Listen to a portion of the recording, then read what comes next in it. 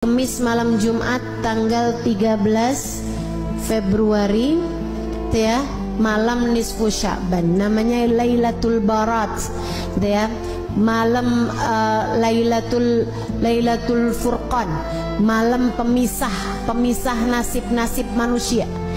Kata Allah Subhanahu wa taala dalam Al-Qur'an, a'udzubillahi minasyaitonirrajim. Yamhullahu ma yasha'u wa yuthbit wa indahu ummul kitab. Allah Subhanahu wa taala menghapuskan apa yang telah tertulis di Lauhil Mahfuz atau menetapkannya. Apa yang telah tertulis dari nasib-nasib kita di Lauhil Mahfuz, ada yang ditulis, ada yang ditetapkan, ada yang dihapus. Nabi Muhammad ketika menceritakan tentang ayat tersebut, kata Nabi Muhammad, dzaka lailatun nisf min Sya'ban. Kejadian revisinya, isinya Lauhil Mahfuz itu terjadi pada malam nisfu Sya'ban. Innallaha yanzur fi lailatin nisf min Sya'ban fayaghfir illal musyrik wal mudmin wal musyahin. Kata Nabi Muhammad, Allah memandang hamba-hambanya pada malam nisfu Sya'ban. Kemudian Allah mengampuni hamba-hambanya kecuali yang musyrik, kecuali yang pecandu, minuman keras ataupun narkoba dan sejenisnya. Mudah-mudahan Allah selamatkan keluarga kita semuanya dari hal-hal yang semacam ini insyaallah. Kemudian wal musyahin, yang di hatinya masih menyimpan dendam permusuhan kepada sesama hamba Allah Subhanahu wa taala. Itu sisanya Allah ampuni. Itu malam penting, malam nisfu Sya'ban, malam perubahan nasib. Ibu, malam revisi nasib.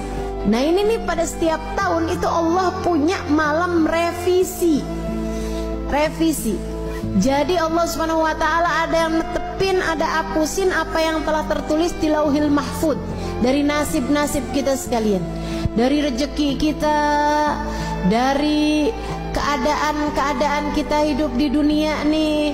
Kemudian lagi termasuk darinya adalah masalah kematian kita, husnul khatimah ataukah su'ul khatimah. Karenanya di malam nisfu Sya'ban kita diajarkan oleh para ulama-ulama kita untuk membaca Yasin 3 kali dengan niatannya masing-masing. Yasin yang pertama dengan niat Allah karuniakan umur yang berkah, umur yang panjang dalam taat pada Allah Subhanahu wa taala, umur yang panjang baiknya, umur yang panjang kebaikannya, umur yang panjang pahalanya. Bukan asal umur panjang waktunya, bukan, tapi yang minta kita panjangin, yang kita minta Allah panjangkan adalah panjang pahalanya, panjang berkahnya, panjang manfaatnya, panjang kebahagiaannya. Mau gak panjang umur di atas tempat tidur terus? Nggak mau kita, nggak mau. Makanya kita minta pada Allah Subhanahu wa taala umur yang berkah, umur yang dalam taat pada Allah Subhanahu wa taala. Kemudian Yasin yang kedua kita minta sama Allah Subhanahu wa taala biar Allah karuniakan rezeki yang halal, yang thayyib, yang berkah, yang mencukupi kita, biar cukup semuanya. Lagi mau ngawinin anak ada rezekinya, lagi mau nyunatin ada rezekinya, lagi pengen ngasih anak-anak hadiah karena lulus sekolah ada rezekinya, mau ajak anak-anak jalan-jalan ada rezekinya. Itu tuh yang enak tuh, rezeki itu yang kayak gitu tuh, yang mencukupi, cukup gitu semuanya. Mau begini enak, mau ini enak, mau ini enak. Dan gak semua orang punya rezeki yang mencukupi. Kadang rezekinya banyak tapi kayak gak cukup aja gitu. Ada yang kayak gitu. Nah kita minta sama Allah tuh rezeki yang halal, yang thayyib, yang berkah, yang mencukupi kita sehingga nggak lagi tertarik merezekinya orang. Gitu udah cukup kok, alhamdulillah. Itu yang kita minta sama Allah Subhanahu wa taala. Juga rezeki-rezeki yang lain, karena rezeki itu bukan cuma urusan uang. Rezeki itu bukan cuma urusan harta, teman-teman.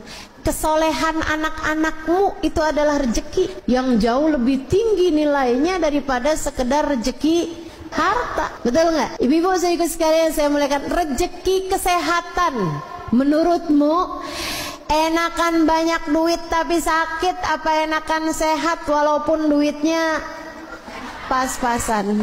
Bisa sehat banyak duit ustazah, kan nggak jadi pilihan. Bagaimanapun kan tetap lebih enakan kesehatan. Jadi kesehatan itu rezeki lebih mahal daripada rezeki harta gitu. Nah, kita minta semuanya, mau Allah Subhanahu wa taala rezeki harta yang thayyib, yang berkah.